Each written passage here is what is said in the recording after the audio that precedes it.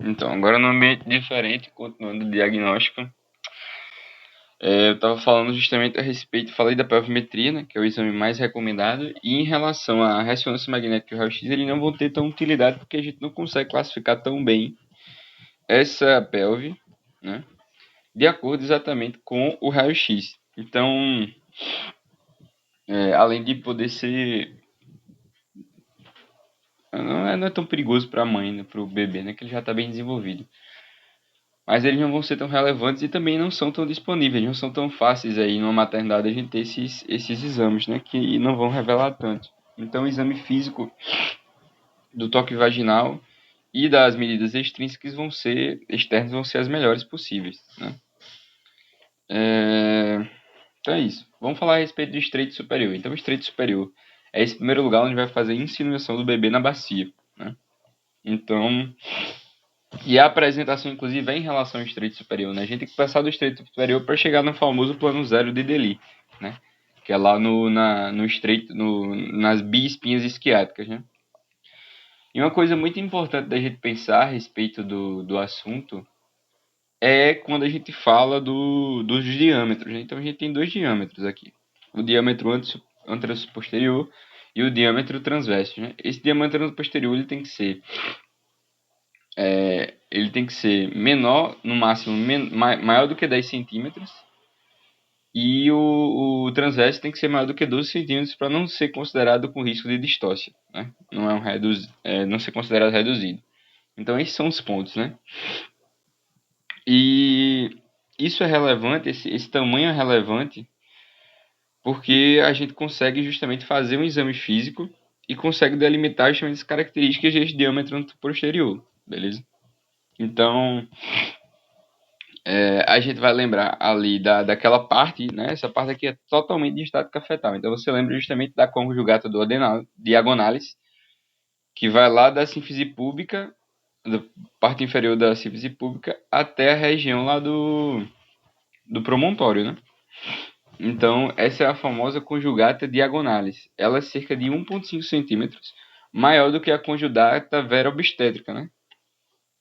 Que é justamente o menor tamanho do estreito superior. Então a gente considera justamente através do exame da conjugata diagonalis esse exame. Se a gente não palpa o promontório, ou então simplesmente, desculpa a obra, se a gente não palpa o promontório, ou então simplesmente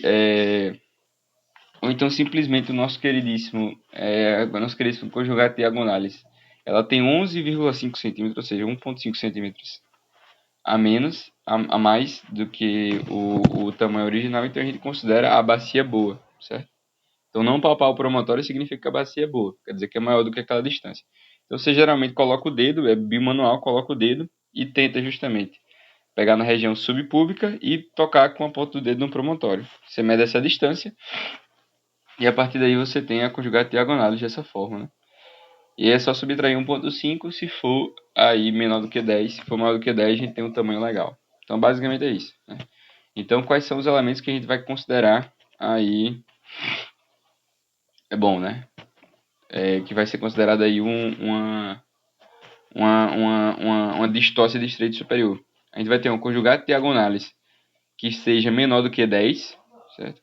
Menor do que 11,5 e uma conjugata, uma conjugata, ou então, se você fizer por uma ressonância magnética, uma conjugata verobstétrica, que ele chamou aí de diâmetro posterior, anteroposterior, mas é a conjugata verobstétrica, com a distância aí de 10 centímetros, beleza? Então esse é o tamanho que a gente está buscando.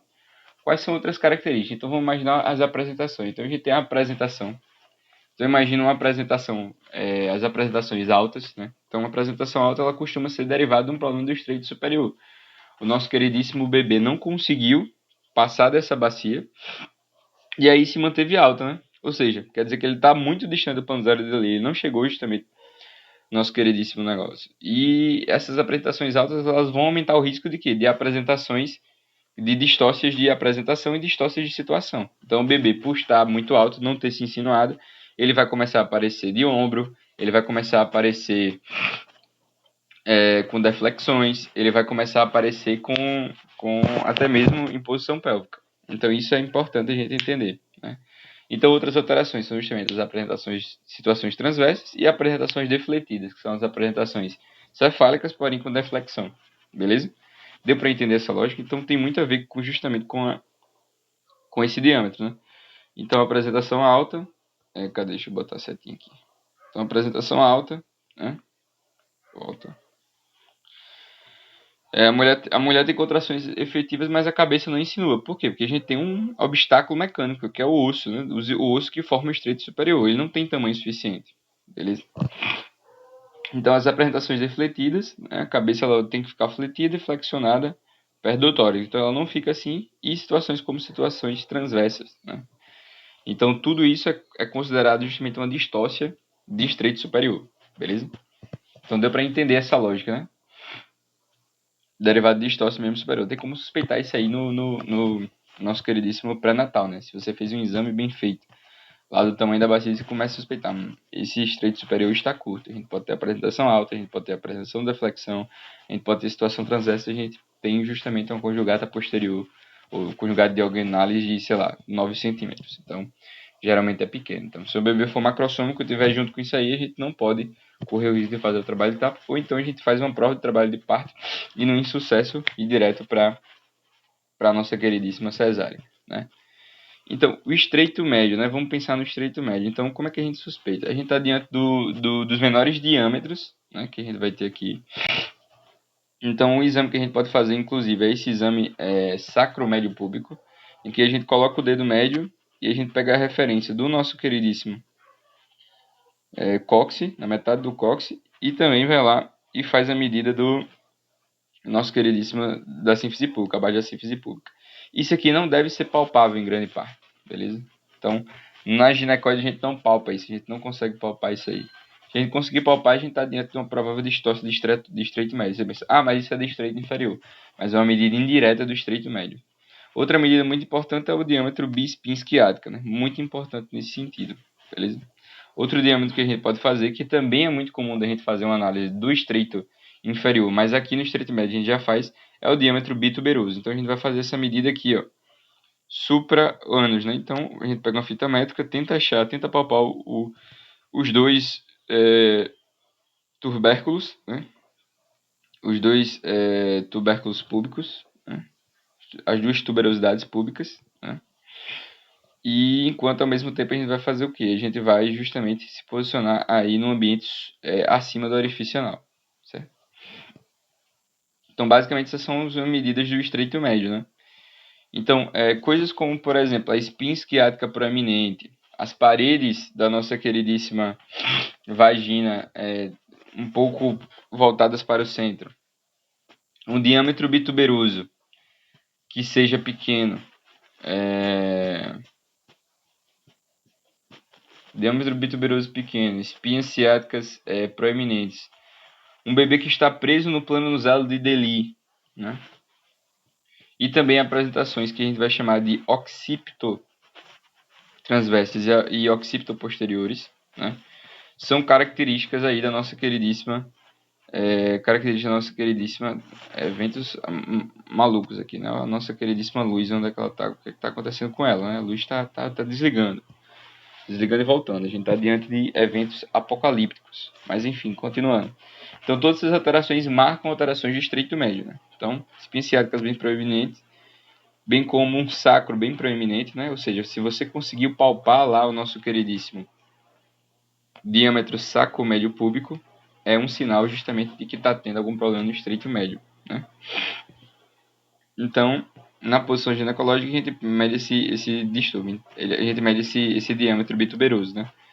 Lá no tuber isquiático, né?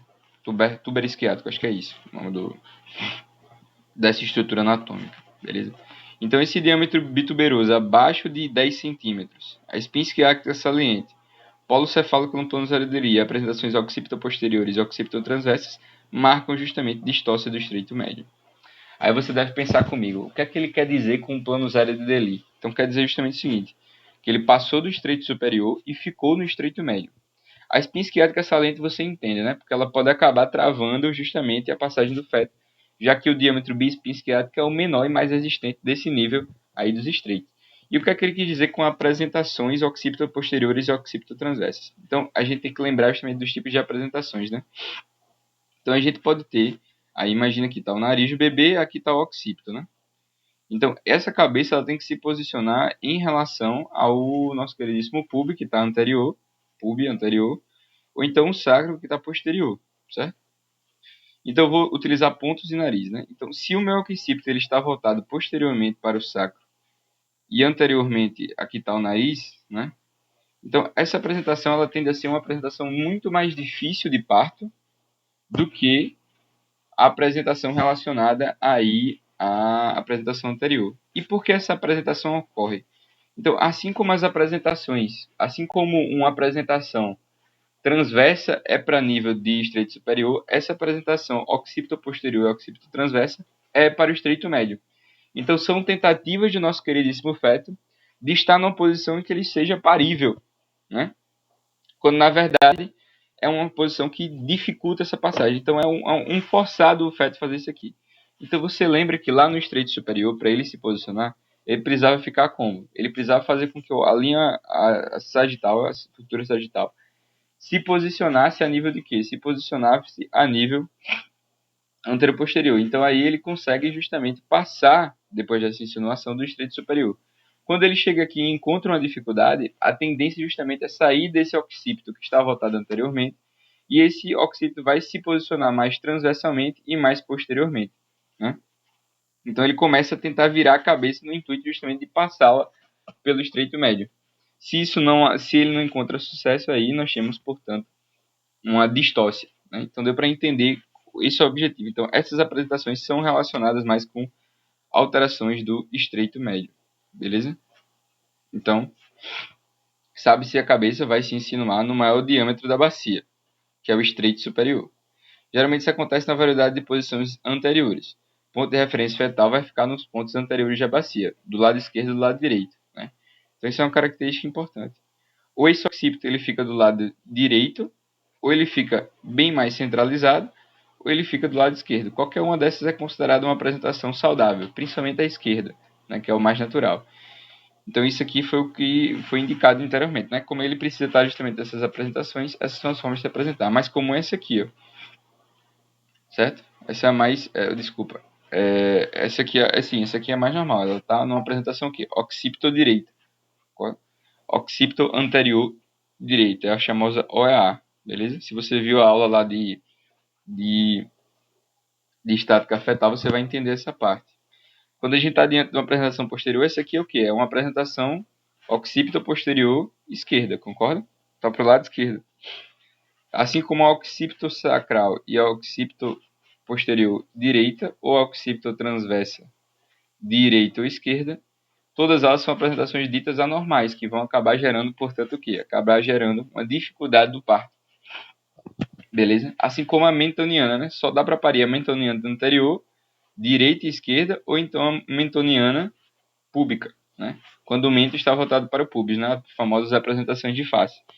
Então essa é a lógica, né? Então quando a gente fala dessas apresentações aqui posteriores e transversas, a gente está diante geralmente de uma distócia de estreito médio. Se a gente está diante de uma deflexão, geralmente é uma distócia de estreito superior. Beleza? Deu para entender essa diferença? Show de bola. Então nas posições anormais, em que o ponto de referência do occipito púbico se insinua aí nas posições posteriores e da bacia, né? E ele quis dizer occipito apenas, né? Não occipito púbico. Ponto de referência é occipito, beleza? Não significa que o veto não vai nascer, mas vai ser um parto mais difícil e mais prolongado. Por que vai ser um parto mais difícil e mais prolongado? Por que uma distose? Porque para que ele nasça, essa apresentação ela tem que se tornar anterior. Então, preciso que o nosso bebê, naturalmente, ele modifique sua posição, certo? Para que possa acontecer o parto. Então, deu para entender essa lógica, né? Então, o estreito médio ele é medido por três estruturas, que é o diâmetro bituberoso, bisquiático e médio púbico e sacromédio púbico, certo? Se eu conseguir papar o sacro, quer dizer que geralmente é difícil, vai ser um parto mais demorado, ou seja, uma chance de distócia. Se eu tiver uma bispinha isquiática, um planozelo de Deli, com espinhas salientes também. Se o bituberoso for menor do que 10 também, se tiver preso no planozelo de Deli também, se a apresentação for occipito transversal ou occipito posterior também. E tá faltando um que é plano zero, psiquiátrica. Não falei tudo, né? Exatamente. Então essas são as características. E aqui tem uma leve explicação do que a gente tá falando, beleza? Quando a gente está falando do estreito inferior, aí a gente vai também utilizar o mesmo estreito, bituberoso. Só que esse estreito ele vai ter uma tolerância menor, que é de 8 centímetros. Por isso que geralmente é difícil a gente ter uma alteração do estreito inferior sem uma alteração do estreito médio, porque uma alteração do estreito inferior depende de um diâmetro bituberoso menor do que 8 centímetros. Se tem uma alteração do estreito inferior que seja menor do que 8 centímetros, ou seja, 7 centímetros, 6 centímetros, quer dizer também que o meu estreito médio também está alterado. Beleza? Esse estreito inferior, ele também depende dos famosos ramos isquiopúbicos, né? Que vão formar, portanto, um ângulo subpúbico. Se esse ângulo for menor do que 120, a gente também tem a maior distância, maior chance de distócia do estreito médio, beleza? Um feto que passa do plano zero de Deli, mas fica preso no plano mais um ou no plano mais dois, quer dizer justamente que tem aí, provavelmente, uma distócia do nosso queridíssimo estreito inferior. Então, uma situação bem específica, em que, por exemplo, eu tenha um ângulo subpúbico de, sei lá, 90 centímetros, mas internamente o bituberoso ele é bom, certo? Bem raro isso acontecer, mas pode acontecer. Sei lá, o ângulo bituberoso o diâmetro bituberoso é bom, mas o ângulo está lá em 110. E aí o bebê não consegue sair por conta dos ramos isquiopúbicos, né? Mas o diâmetro lá tá bom. Então ele consegue passar tranquilamente, minha psiquiátrica está bem afastada, não está proeminente.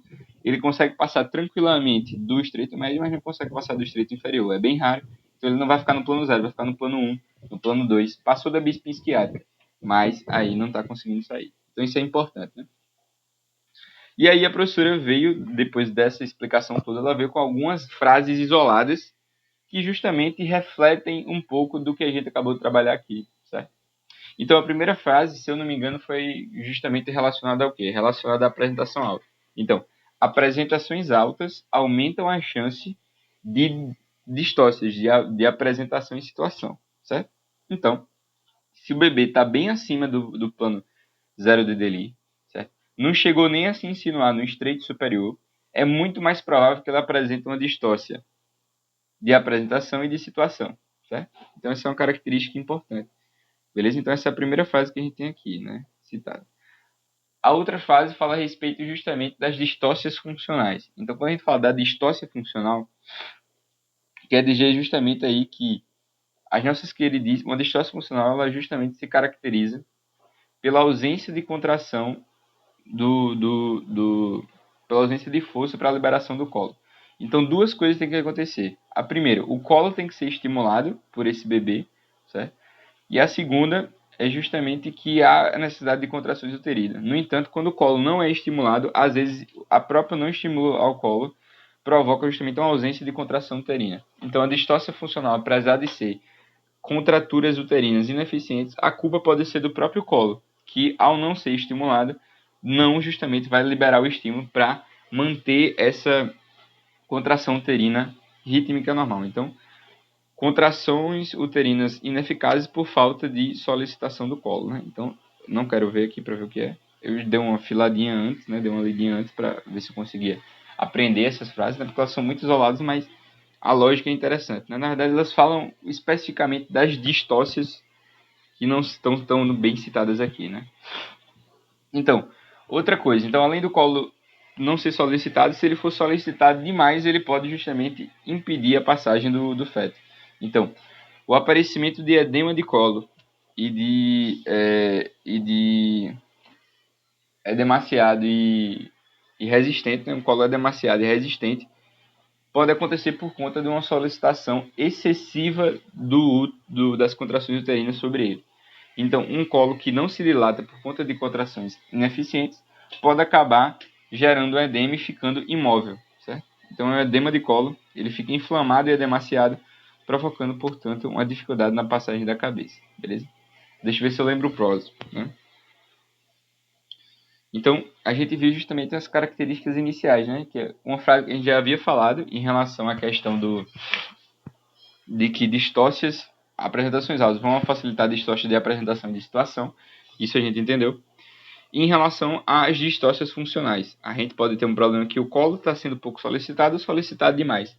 na primeira, do pouco solicitado, ele vai acabar gerando um problema que a gente vai entender como sendo de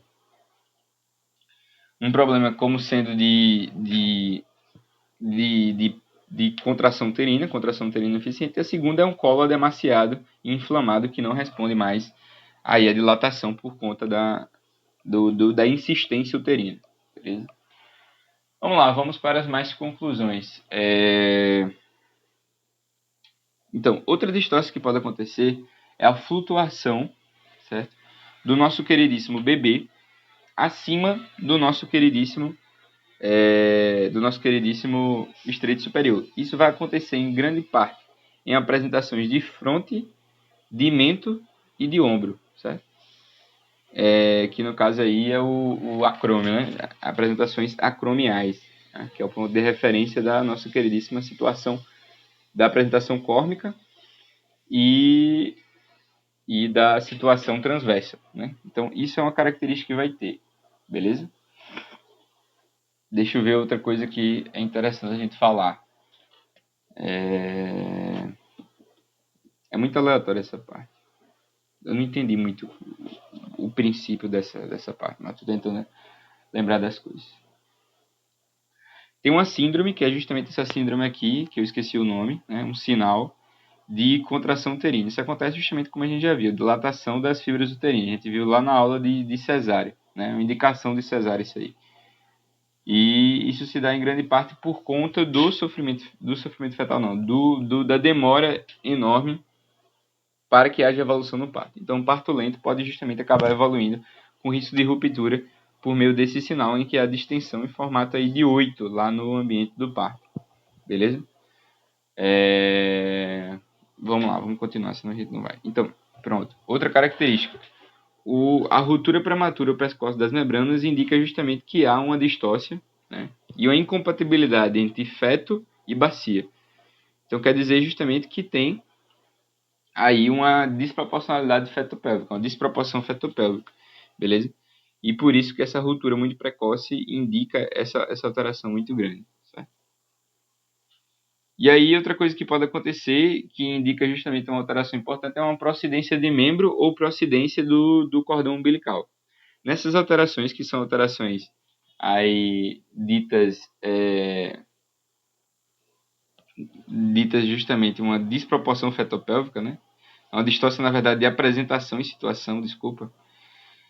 Essas distócias elas vão se caracterizar em grande parte por uma dificuldade, né? Quando a gente coloca um membro ou um cordão na frente, há uma dificuldade, portanto, de passagem, porque eles vão ocupar passagem. Então, quer dizer que o caminho vai ficar aí com um obstáculo. O obstáculo é o quê? É o membro ou então o cordão umbilical que está acontecendo, né? Então, quer dizer que ele não consegue passar em grande parte.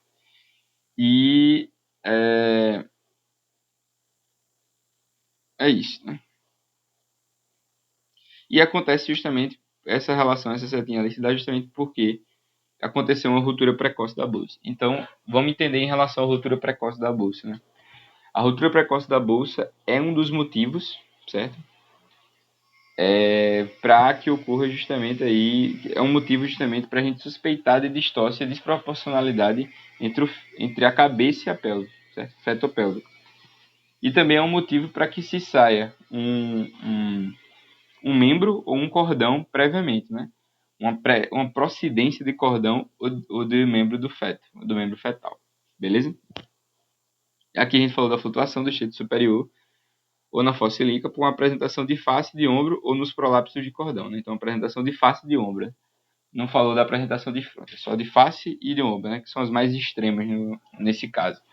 Então, o bebê muitas vezes pode ficar flutuando nessas situações, né? Pode ficar muito alto, a apresentação muito alta e com dificuldade, com distorce da apresentação, certo?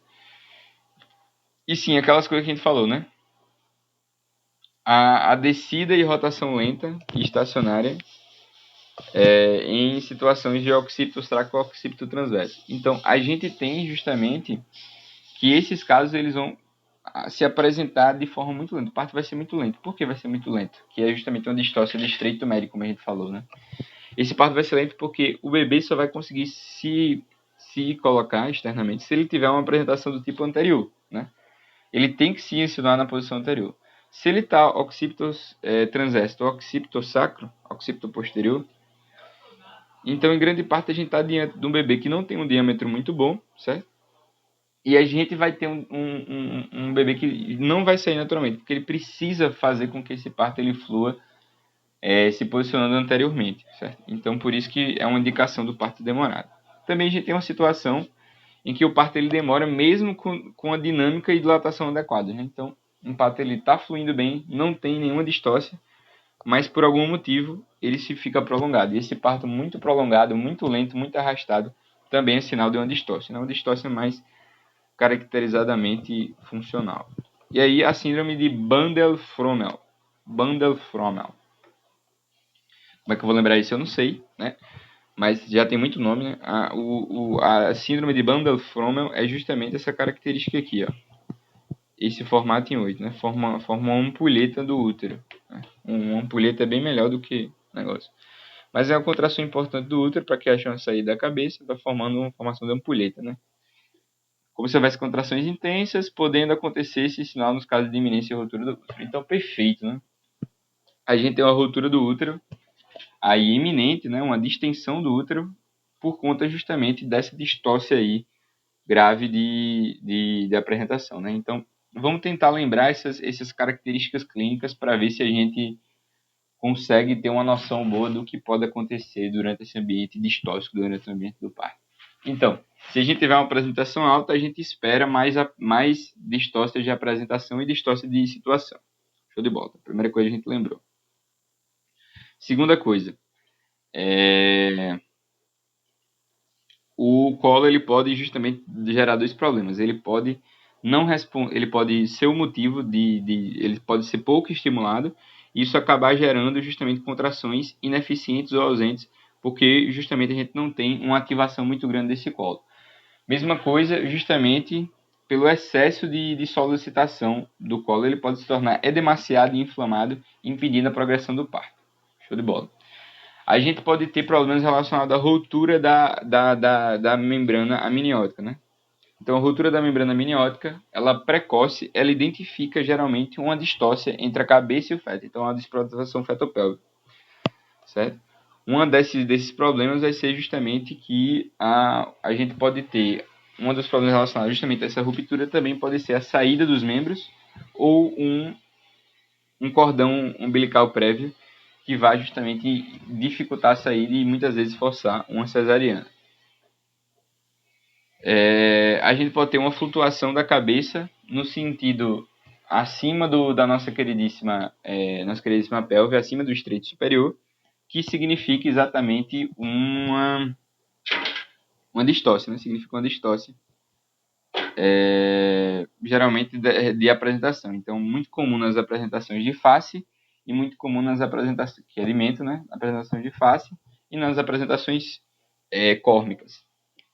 Outra coisa que acontece na apresentação de ombro. Outra coisa que acontece é justamente um parto que pode ficar prolongado, mesmo tendo colo dilatado, mesmo tendo contrações uterinas plausíveis. Por fim, a síndrome de Bandel-Frommel, né? Bandel-Frommel, Bandel-Frommel.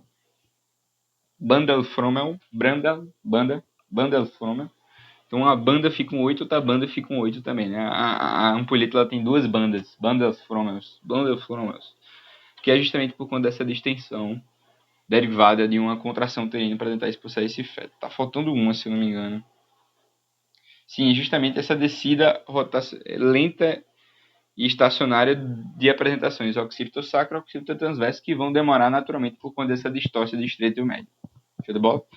E agora que a gente falou de distócia de estreito médio, distócia de estreito superior e inferior, a gente vai falar das distócias de apresentação e situação.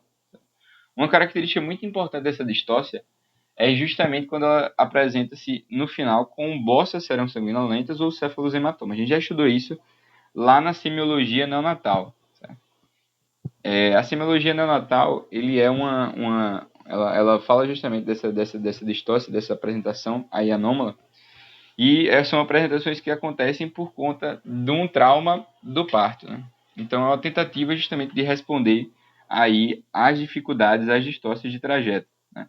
Então, as nossas queridíssimas suturas elas podem se acavalar, ficar umas sobre as outras, e podem gerar justamente esses sangramentos. A bolsa sanguinolenta ela não respeita suturas, porque ela está localizada justamente abaixo do peritônio galeal, né? Mas justamente ela se drena tranquilamente, pode ter uma icterícia no puerpério, mas nada tão grave. Quando a gente está diante do cefalohematoma, a gente tem mais risco justamente de pressão cerebral. Então pode ter uma fratura cerebral, pode ter justamente uma hemorragia intracerebral. Tudo isso está relacionado a dificuldades quando a gente fala a respeito do cefalohematoma, certo? Do cefalohematoma que respeita as linhas de sutura, né? Porque já que ela está subperiosteal. Então essa é a diferença, mas ambos tendem a regredir naturalmente sem necessidade de intervenção. Beleza? O que mais a gente pode falar, meus senhores? Né? Então, falando das distorces de situação e apresentação, que a gente viu, inclusive, que apresentações altas estão a favor dele, e que apresentações como deflexão de face, que é uma deflexão de terceiro grau, ou então a apresentação córnica, tende a se apresentar aí anomalamente com flutuações acima do estreito superior, né? A gente vê essas duas coisas naquelas frasezinhas aleatórias, que eu também até agora não estou entendendo, só estou decorando forçadamente.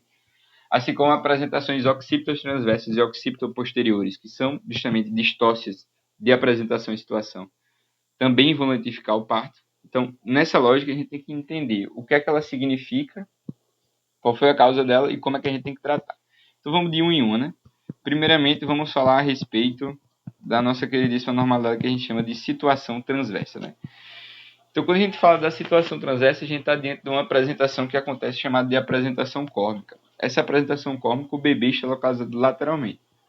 Boa parte do que aconteceu aqui foi justamente o diagnóstico, o que aconteceu aqui foi um distúrbio de estreito superior, né? Então, lembre justamente que as situações transversas basicamente significa que o estreito superior ele não permitiu a insinuação do feto. Então, quando a gente estiver fazendo exame físico, como por exemplo a manobra de Leopold, a gente não vai encontrar na quarta manobra de Leopold nada justamente no polo inferior do útero, né? A gente não vai encontrar nenhuma apresentação. Ademais, durante o toque vaginal, a gente também não consegue encontrar nenhuma apresentação. Está diagnosticada a situação transversa. Sempre a gente vai tratar como cesárea, né? Não tem como fazer um parto normal, a não ser que justamente durante o parto, ou então durante a vida pré-natal, a gente ocorra justamente uma versão natural desse bebê, né? Depois a gente vai para a apresentação pélvica. Como é que a gente identifica a apresentação pélvica? A gente pode identificar tanto no toque vaginal, quanto justamente no ultrassom prévio, né? Então a gente consegue no toque vaginal identificar a apresentação pélvica. A gente pode tentar esse parto? Pode tentar esse parto, né? Então, se a mulher tiver autorização, se não foi feita nenhuma versão cefálica externa, falha anteriormente, né? Porque se foi feita a versão e foi sucesso, se foi sucesso, aí já não é uma apresentação pélvica, é uma apresentação cefálica. Mas uma apresentação pélvica, ela precisa ter autorização. Então, se não tiver nenhuma contraindicação, como por exemplo, gêmeos, como por exemplo, anormalidades do útero, anormalidades da pessoa, né? Anormalidades do bebê, não tiver aí prematuridade, não tiver não tiver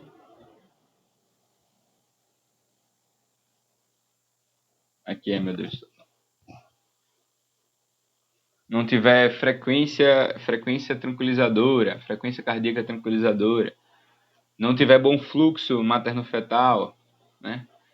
Se não tiver nenhuma dessas alterações consideráveis, beleza? Sangramento prévio, né? Se não tiver nenhuma dessas alterações, a gente pode fazer justamente a nossa queridíssima apresentação, a gente pode fazer o nosso queridíssimo parto pélvico, né? Mas geralmente se opta pela cesárea. Apresentação de face, né? A apresentação de face, na verdade, é uma das formas de apresentação cefálica e ela só permite o parto justamente, ela indica justamente a deflexão máxima do polo cefálico. Pode ser identificado tanto no ultrassom quanto durante o parto que você vê justamente o mento lá bonitinho. A gente só pode fazer o parto em duas situações, né?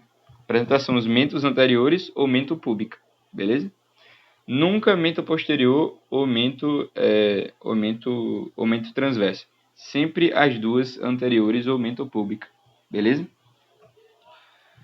As duas anteriores são direita e esquerda, né? E aí isso é muito importante para a gente entender que a maioria dos casos a gente vai fazer o quê? A gente vai fazer justamente esse processo. E além disso,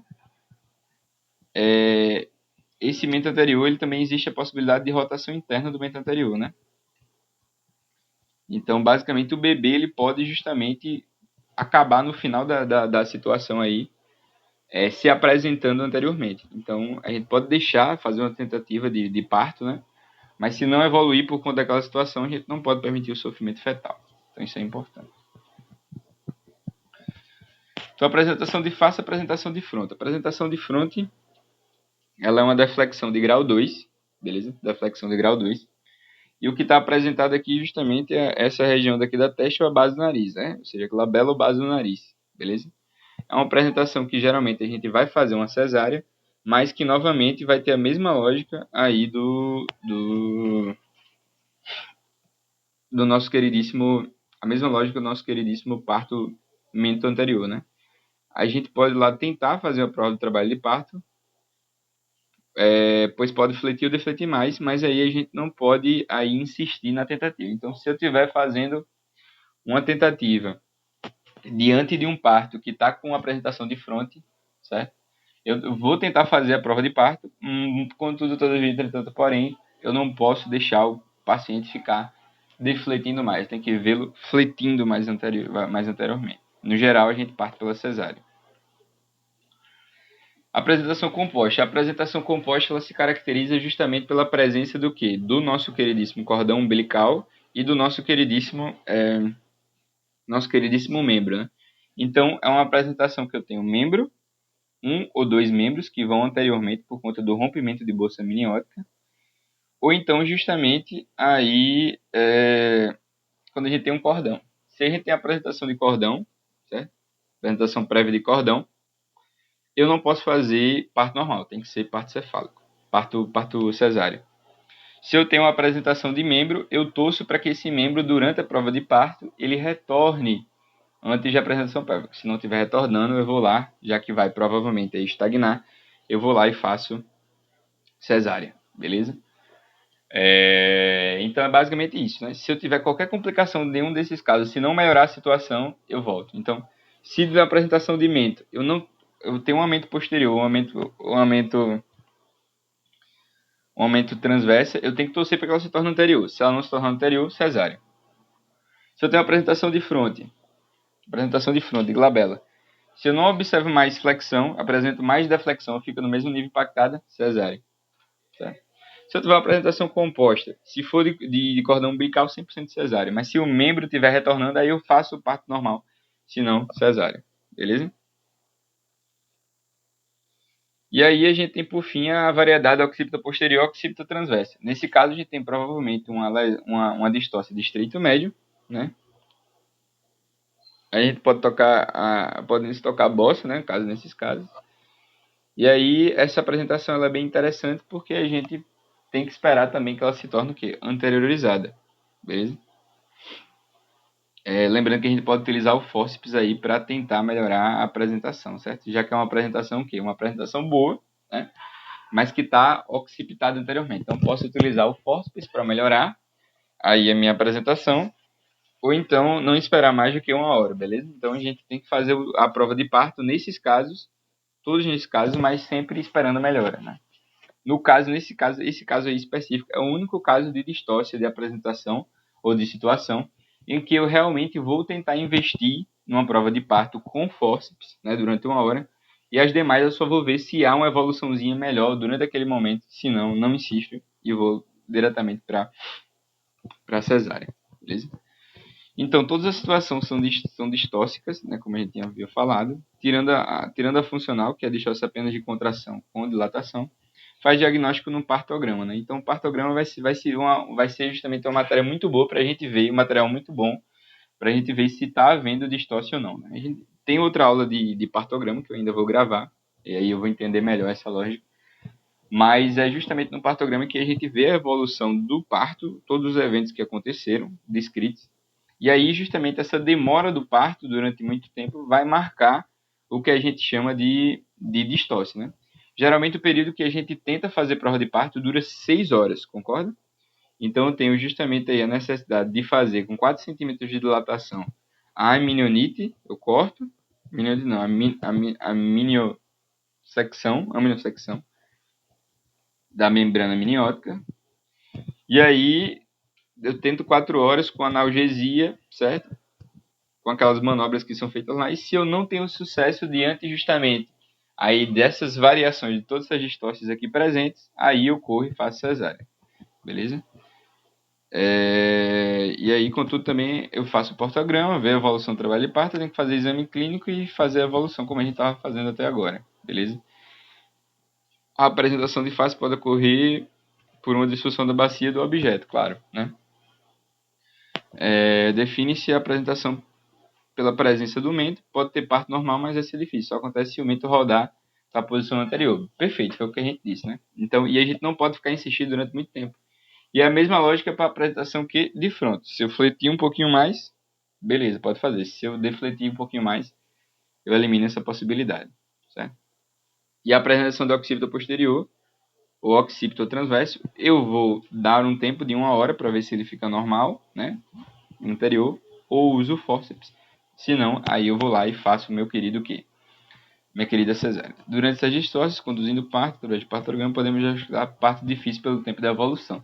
Tranquilo demais, né? Essa parte, inclusive, a gente vai ver lá na nossa queridíssima, no partograma, né? Identificar o parto difícil, certo? Lançar a mão da prova de trabalho de parto, e aí justamente são esses processos que a gente vai falar. Um período de 6 horas em que eu vou fazer ruptura de bolsa e anestesia, certo? E utilizar o fórceps se for necessário. Se não acontecer nada durante esses 6 horas, aí eu faço cesariana, beleza? Eu começo a contar esse período ativo a partir do momento em que eu tenho justamente 3 centímetros de dilatação e de 2 a 3 contrações rítmicas e funcionais durante 5 a 10 minutos, certo? Prolapso de cordão sempre é cesariana. Eventualmente ele está junto com a cabeça, mas ele não saiu no trabalho de parto. Tem que esperar para ver se a cabeça desce e o cordão fica para trás. Se isso não acontecer, obviamente ele vai fazer cesariana. A mesma coisa com relação aos membros, certo? A mesma coisa em relação aos membros. Mas se tiver prolapso de cordão, acabou. Acabou. Acabou. Não é cordão pré, é prolapso de cordão, perdão. E aí a gente vai ser a distócia por de desproporção cefalopélvica, né? Então essa desproporção se dá pelo tamanho do bebê. Então um bebê com mais do que 4 gramas, cesárea.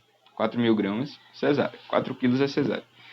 Se ele tiver abaixo de 4.000 quilogramas, mas a minha bacia ela é considerável pequena, então fiz todos aqueles exames de toque vaginal, vi estreito superior, vi estreito médio, vi bituberose e ela é pequena, não dá para fazer cesárea, beleza? Se o meu paciente ele estiver acima do percentil 95 do que? De dilatação uterina, de tamanho uterino. Então a gente tem idade, a gente tem idade gestacional e a gente tem justamente a medida antropométrica do tamanho uterino, né? Se esse tamanho uterino estiver muito elevado em relação à idade gestacional, acima do percentil 95, a gente vai lá e vai fazer a cesárea. Por fim, quando a gente está diante do que? A gente está diante de isso é distócia, né? A gente está diante de uma USG que viu justamente o tamanho do bebê e esse tamanho está muito elevado em relação ao tamanho da bacia. Então, foi esse caso. Então, peso estimulado de 4.000 gramas, peso de 4.000 com bacia materna desfavorável, a altura uterina acima do percentil 95, aquele antropométrico, e a avaliação do peso estimado na USG. Sim, esse aqui também é importante, né? Que é justamente a presença do edema suprapúbico e de membro superior. Né? Então, um edema que vai surgindo. E a cabeça fetal está alta e imóvel, né? Sem insinuação. Então, esse aqui é um motivo justamente de distócia fetopélvica. Então, o que aconteceu? Tá uma tentativa de trabalho de parto, mas eu gerei um edema naquela região. Meu membro inferior também está demasiado, não está respondendo. E a cabeça do meu bebê está o quê? Está móvel. Eu fui fazer a quarta manobra de Leopoldo e a cabeça está móvel. Né? Esse polo está móvel. Então aí a gente vai optar pela cesariana. Por fim, quando a gente tem justamente a prova de trabalho de parto, né?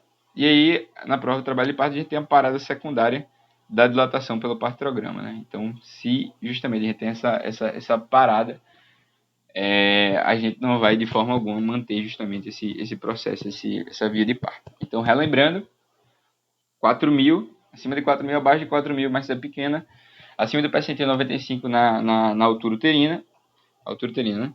O SG, edema de membro suprapúbico e edema de membro inferior, com a cabeça móvel, né? Então aí a gente não vai continuar, ou então a prova de parto ineficiente. Lembrando que a gente faz prova de parto em quais situações, aquelas distócias, né? A gente vai fazer prova de parto com mento? Pode fazer, né? Que é justamente para ver se ele melhora durante a apresentação. A gente vai fazer prova de parto numa apresentação de fronte e vai torcer para que ele flexione.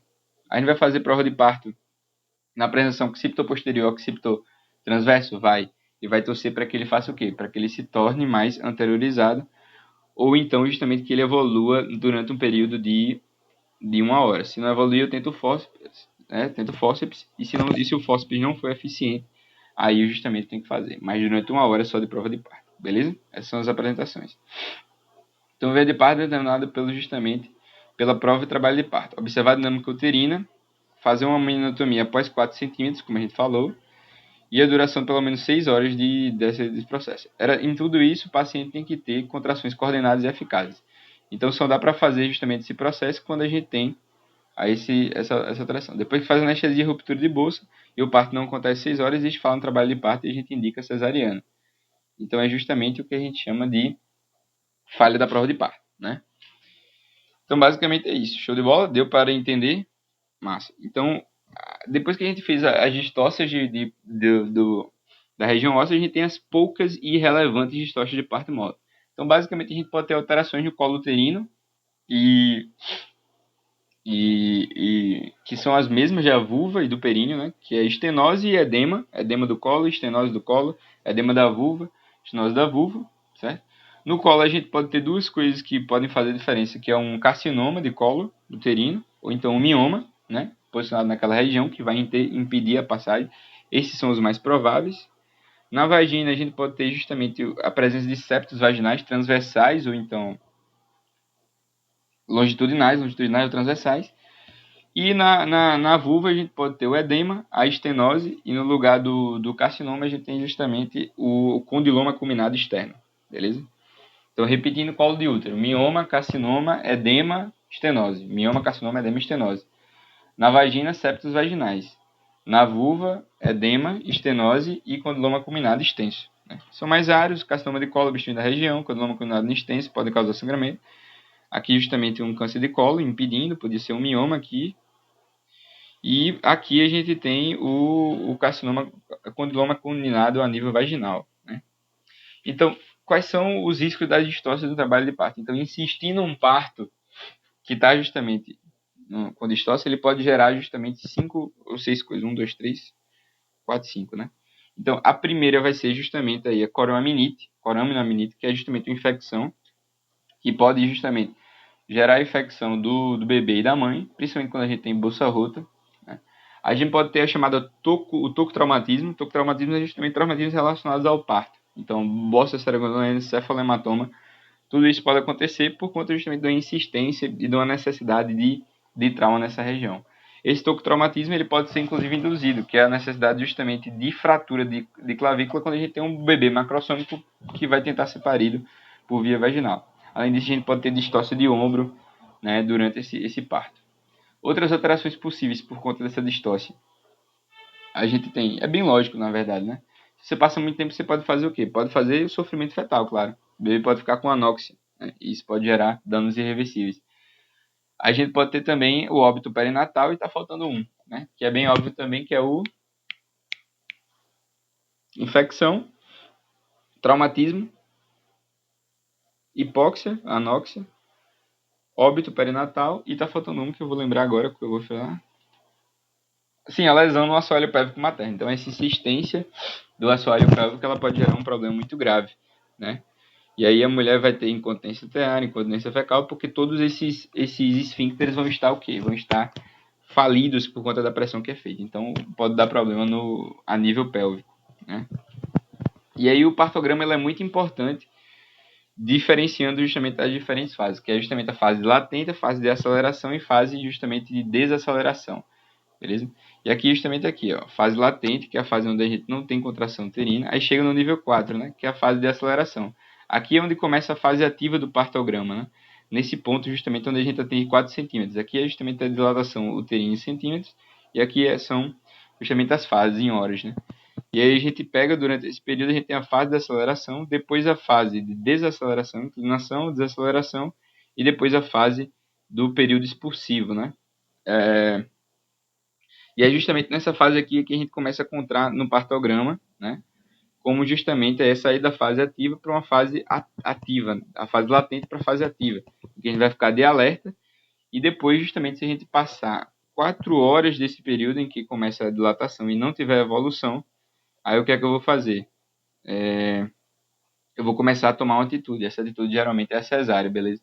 Colocação de um fórceps, por exemplo, no caso lá da apresentação occipitotemporal, occipitotransversa.